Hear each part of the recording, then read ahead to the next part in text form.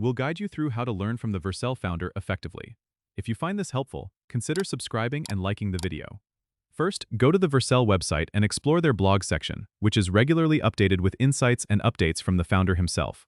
You'll find articles discussing the latest technologies, best practices, and personal experiences that can offer valuable lessons. Next, check out the Vercel YouTube channel. It's packed with talks and interviews featuring the founder, where you can gain direct insights into his approach and mindset.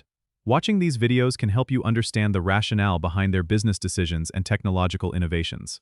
Another great resource is to follow the founder on social media platforms like Twitter and LinkedIn. Here, he often shares quick updates, thoughts on industry trends, and engages in conversations that can provide a deeper understanding of his strategies. You can also join Vercel's community forums or Slack channels where discussions about the founder's methodologies and company culture are vibrant. Engaging with the community will give you first-hand perspectives and the opportunity to ask questions or seek advice from peers and sometimes even the founder himself.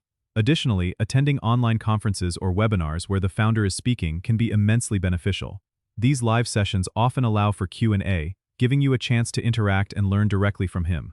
Don't forget to subscribe and comment if this helped you out.